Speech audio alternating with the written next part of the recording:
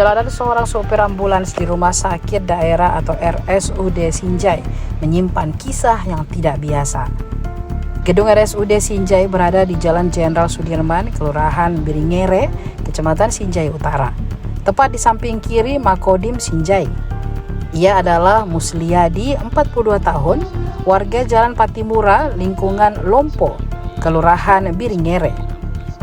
Uli, sapaan akrabnya, mulai bekerja di RSUD Sinjai pada Januari 2018 sebagai cleaning service sebelum akhirnya dipercaya menjadi sopir ambulans jenazah.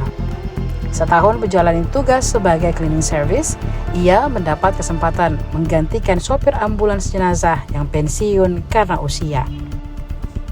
Sejak 2019 hingga pertengahan 2024, ia mengabdikan diri mengantar jenazah ke berbagai wilayah di Sulawesi Selatan. Uli yang ditemui di rumahnya mengaku sering mendapatkan hal-hal mistis dalam bekerja, terutama saat harus mengantar jenazah pada tengah malam. Jalanan sepi dan minim penerangan menjadi tantangan tersendiri bagi Uli. Ia pernah mengalami kejadian tak terlupakan saat mengantar jenazah ke wilayah Sinjai Barat.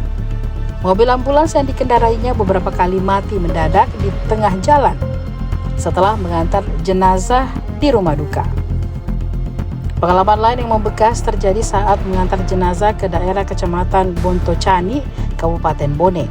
Ayah dari 4 anak itu mengaku sempat berputar-putar hingga hampir 2 jam lamanya, merasa terus melewati jalanan yang sama. Dalam menjalankan tugas, ia seringkali mengangkat jenazah seorang diri. Namun tak jarang pula pihak keluarga atau petugas lain ikut membantu proses pemindahan jenazah. Selama bertugas, Uli juga harus standby di kamar jenazah rumah sakit. Selama lebih dari 4 tahun, ruangan itu menjadi bagian dari kesehariannya. Uli kerap mendengar bisikan, teriakan, hingga suara tangisan dari dalam kamar jenazah. Awal masuk itu tahun 2018 awal, bulan 1. Sebelumnya 1 tahun sebagai cleaning service, baru pindah ke ambulans jenazah. Berhubung dulu ada sopir jenazah yang berhenti karena faktor usia, dan saya ganti dari 2019 sampai 2024 pertengahan. Awalnya itu ada merasa takut juga kalau pergi mengantar jenazah tengah malam. Pernah di daerah Sinjai Barat pernah ya beberapa kali mobil tiba-tiba mati mendadak, dan biasa pernah juga mengantar jenazah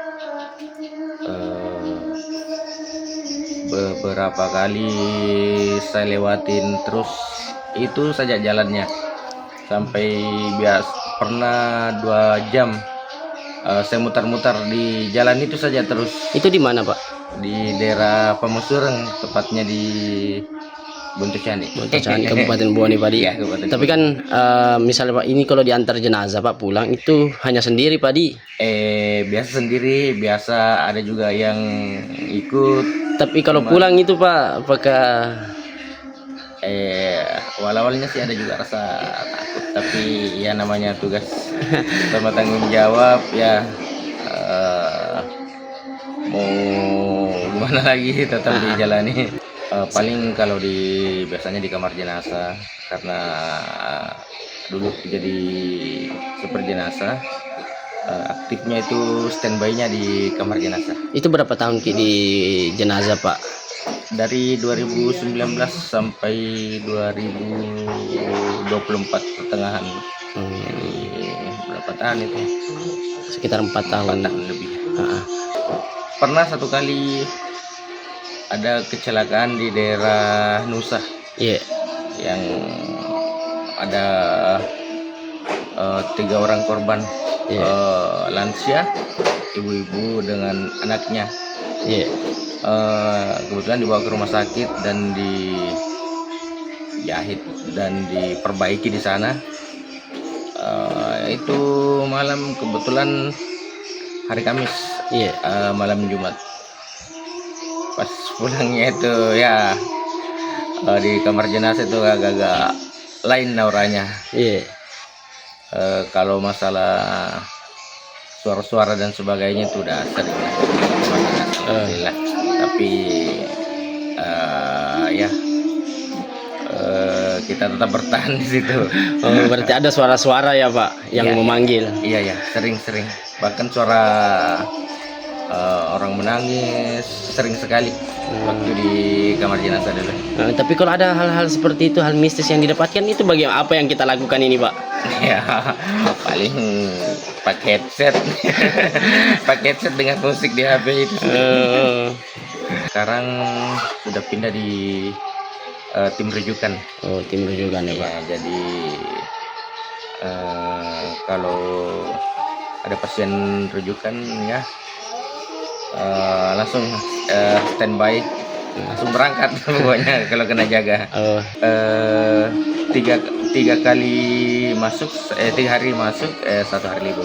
Download Tribun X sekarang, menghadirkan lokal menjadi Indonesia.